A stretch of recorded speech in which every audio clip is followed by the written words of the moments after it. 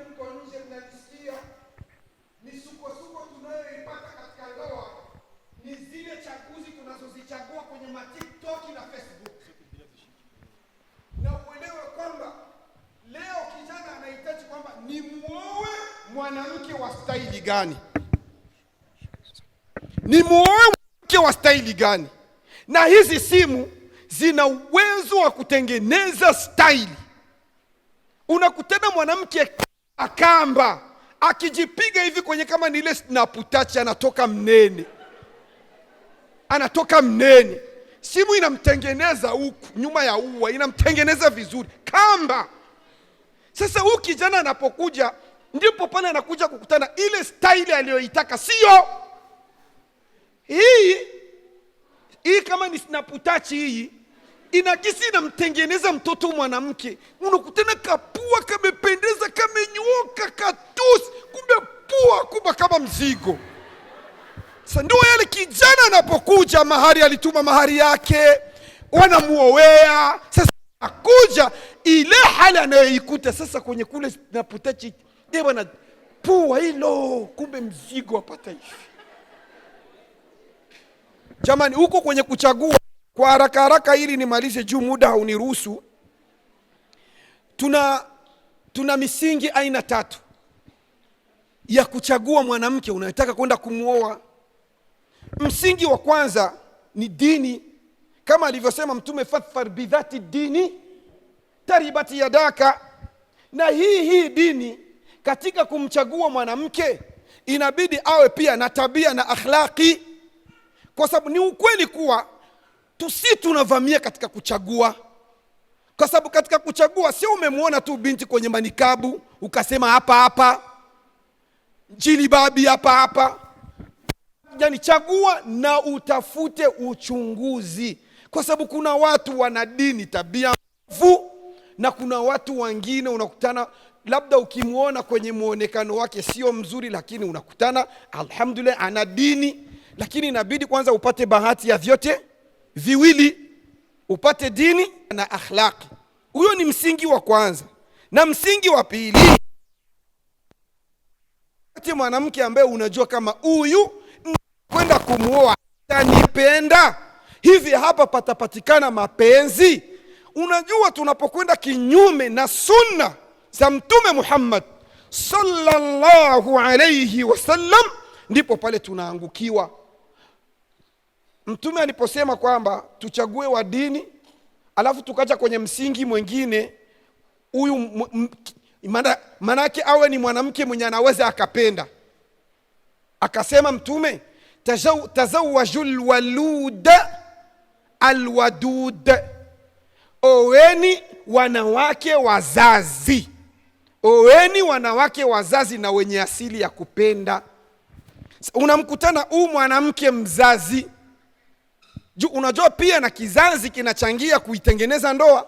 Tunajua ndoa inapokosekana ndani yake kizazi, wakati mwingine inalegalega.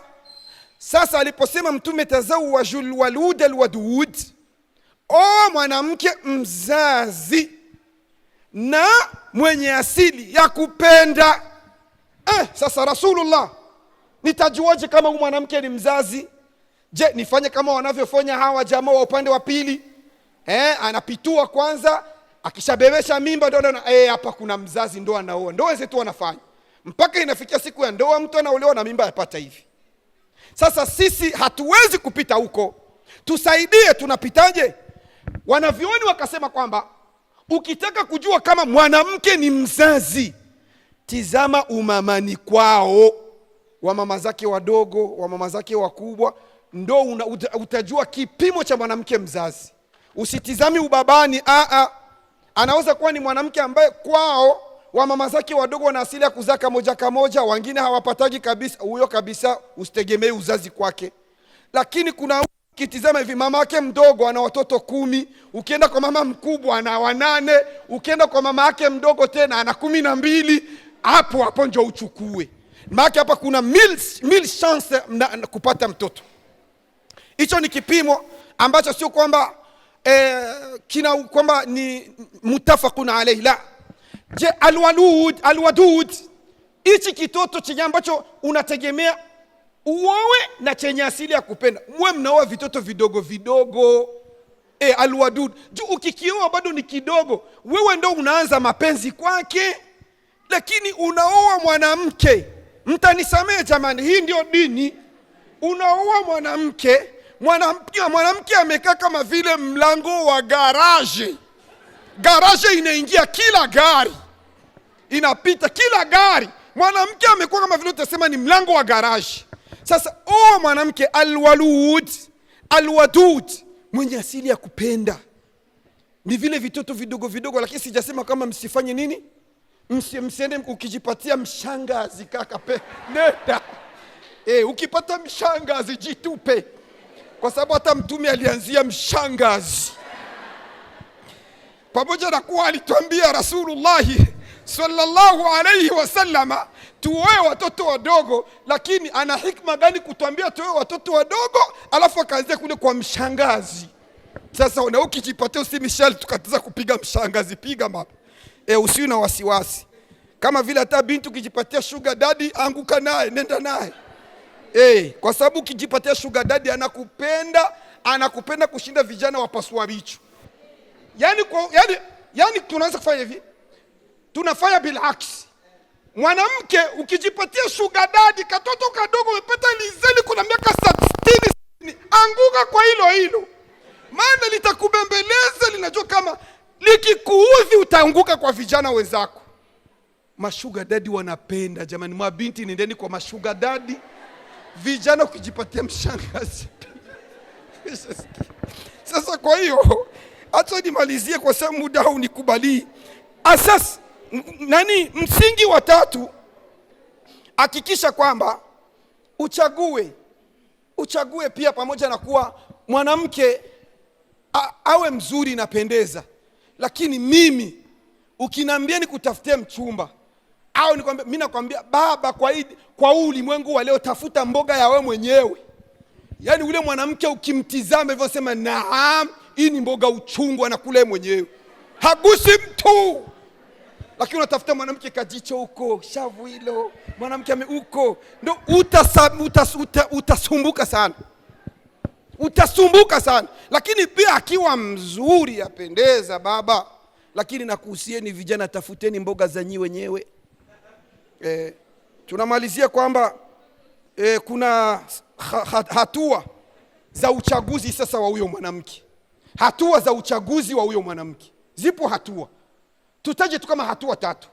Hatua za kwanza, unapotaka kuchagua mwanamke yule ambaye unayetaka kwenda kuanza naye maisha, mshauri Allah, mshauri Mwenyezi Mungu.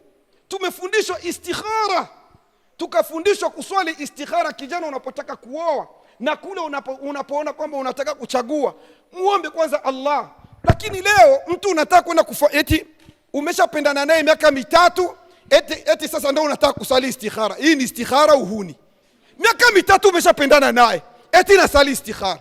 Au kabinti kameshapendana na ukijana miaka 3, eti kanataka sali istikhara.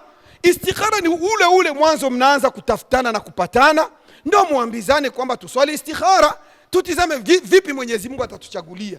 Lakini sasa masikitiko ni kwamba leo nenda kwa binti unamchumbia, ukiwa wewe anakutizama kwanza, usiwa buterere huyu, kinogono huyu, baba acha kwanza ni swali istikhara. Kwa kweli ukitokea Dubai hakuna istikhara, Ulaya hamna istikhara. Sijui kama kuna mwanamke ashapata mchumba wa Ulaya akafanya istikhara. Anafanyaga istikhara, unasikia wale, nashukuru Mungu kabisa nimesali mara 3, kila nikisali namuona Mungu kesha nichagulia. Acha uongo dada, akija ule wa buterere na kinogono, sikia kaka, wale naona Mungu hajanjibu. Haja kujibu, hawezi kukujibu. Kwanza umshauri Mwenyezi Mungu.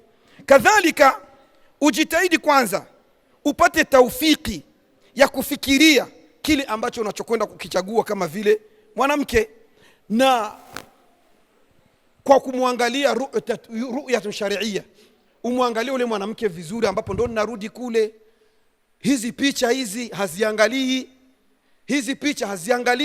Kwa hiyo tunamwomba Mwenyezi Mungu Subhanahu wa Ta'ala, ndugu zangu, atujalie kuwa miongoni mwa wale ambao tutakuwa na chaguzi nzuri katika kuoa, kwa sababu ni hakika kuwa ukikosea katika kuchagua katika kuoa, basi umeharibikiwa. Tunamwomba Allah Subhanahu wa Ta'ala atuwekee wepesi sote tuliokuwa hapa, na kama tulivyokusanyika katika maeneo haya, Mwenyezi Mungu Subhanahu wa Ta'ala kadhalika atukusanye katika firdausil ala. Subhanakallahumma bihamdika nashhadu an la ilaha illa anta nastaghfiruka wa natubu ilayka. Subhana rabbika rabbil izzati amma yasifun wa salamun ala al mursalin walhamdulillahi rabbil alamin. Assalamu alaykum wa rahmatullahi wa barakatuh.